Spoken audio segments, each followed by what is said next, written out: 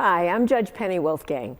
The world is continuing to mourn the loss of Loretta Swit, the popular actress who is a cornerstone of the MASH series. But did you know Loretta had deep Buffalo connections? June is Pride Month, and I was there with the hometown camera at the recent Pride Parade, and kicking off the summer season with music, right here, right now, on The Big Picture.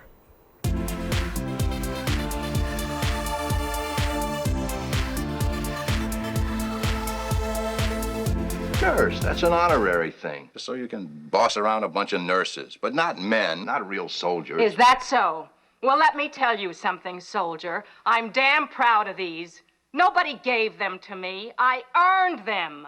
And I'm just as much a major as any other major. Hello, everyone, and welcome to the program. Actress Loretta Swit recently passed at the age of 87. Best remembered for her role as Major Margaret Houlihan, the outspoken and feisty head nurse in the iconic television series MASH. Swit also was a champion for veterans and a staunch animal rights activist. But did you know that Loretta was of Polish descent? She was proud of her heritage and celebrated it with several visits to Buffalo to participate in the General Pulaski Day Parade as Grand Marshal. Swit was also an accomplished stage actress and last visited our hometown for a special performance of 6 dance lessons in 6 weeks at Shea's 710 Theater in 2016. That's where our friend Mary Kate O'Connell caught up with her. Let's take a look back at some of that conversation.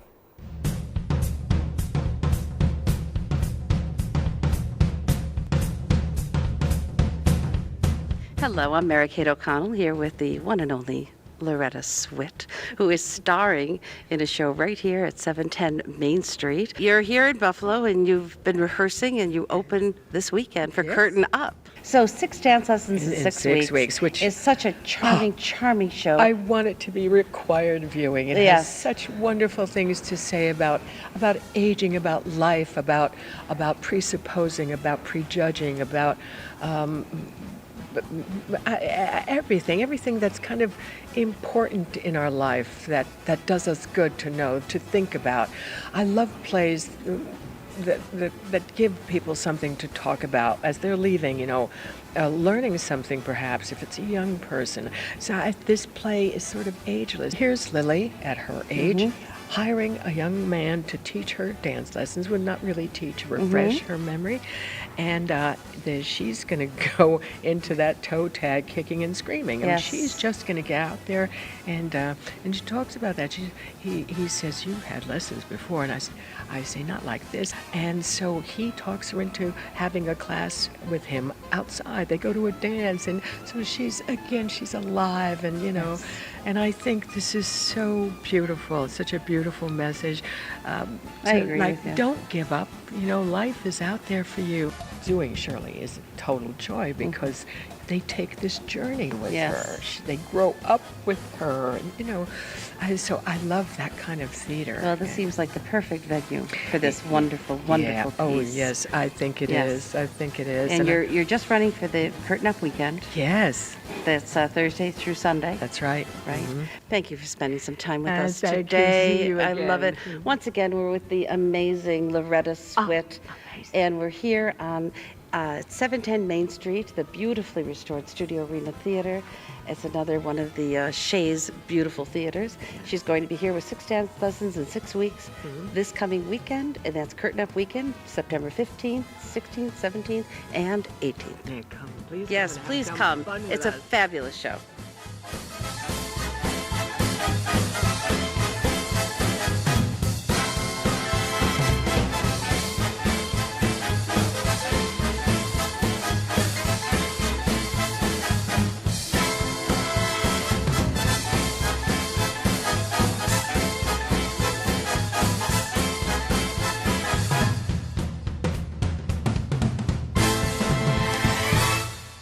We will hear more from Loretta Swit when WBBZ re-airs a half-hour interview conducted by our own Phil Arno and Kim Piazza when Loretta was here for the Pulaski Day Parade in 2015. You can watch that Sunday at 7:30 p.m. right after Polka Buzz. And there is another passing to note, that of Patrick Fagan. He was president and CEO of Shea's Performing Arts Center from 1986 until 2002, and was instrumental in making sure the stage expansion project was completed, transforming Shea's into the world-class theater it is today, welcoming the biggest shows from Broadway and beyond. I was honored to know Patrick for many years as a supporter of the theater and broadcaster. Patrick Fagan is one of those behind-the-scenes titans. And without Patrick, his vision to expand this theater.